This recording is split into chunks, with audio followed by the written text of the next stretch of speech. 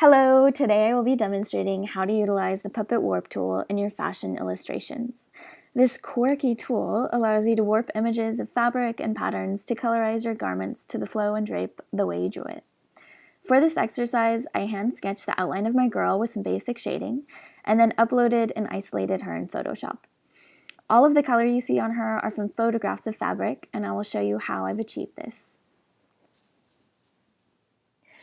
Once you have a black and white illustration ready to go, the first thing you'll want to do is create save selections of each garment piece. I'll start with the top. My favorite way of selecting is using the quick select tool, but since not all of my lines are closed, I'll be combining it with the mask selection. I find it to be the easiest way to get the exact selection I want from more undefined areas. I don't want to include the top trim as I want this to be a different fabric. Once the selection is complete, I will go to Select, Save Selection, and I'll do the same with the top trim and then continue with the skirt. Once all of my selections are saved, it's time to move on to the fun part. I did a quick search online to download some fabric images. For the top, I chose stripes. There are plenty of ways to get an image into your workspace, but I like the simple drag and drop. Once your image is in, you can rotate and resize it to fit your garment, and make sure that you change the layer to be multiply so that it lies behind your outline. Now comes the Puppet Warp. With the image layer selected, click on Edit, Puppet Warp, and a web will appear over your fabric image. What you'll want to do first is place anchor points at the top or at places you know you want to keep stabilized. Think of these points as push pins. You can always edit and move these points, so don't worry about just diving in and starting somewhere. Then you can click around and create points where you can rotate and warp the fabric to give the illusion of the curves of the body and where the fabric gathers and wrinkles. For example, my girl has a fairly exaggerated hip action going on, so her top will be gathered at the bend of her waist and draped down. There's really no right or wrong way to move these, and you can keep going back to change any point. My biggest advice would be to just know when to stop. It's easy to get lost. Once you're happy, click the check button on the top toolbar to exit Puppet Warp mode.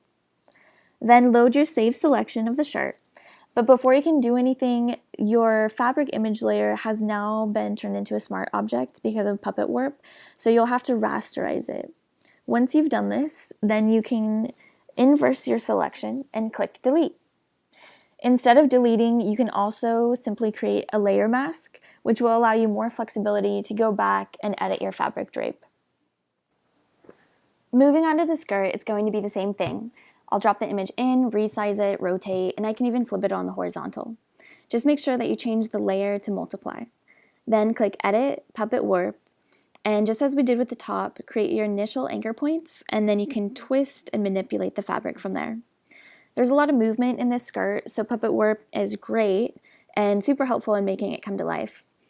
Once you're happy with its drape, click the check mark to exit the tool. Then make sure your fabric image layer is rasterized, load your skirt selection, inverse your selection, and then click delete. I'm going to do the exact same technique to the bottom tier of the skirt and another fabrication, as well as the trim on the top. When using Puppet Warp, it's good to have a general idea of how you want your fabric to drape in your sketch, because sometimes the web of the Puppet Warp constructs the view of your fashion illustration. Also, keep in mind the highlights and shadows of the fabric on the photo you chose and how you want those to fall into your design. Always remember too that if you can't find the color of the fabric you want, you can always change any of these layers with a color adjustment to turn that pink skirt into a pretty blue or whatever your heart desires. Here's my final design I just worked out along with you. I'm comparing it right now to the one I previously did that you saw at the start of the video.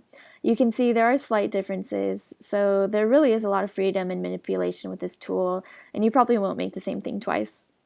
I hope this technique helps all of you in your future fashion illustrations in making quick and realistic coloring and fabrication.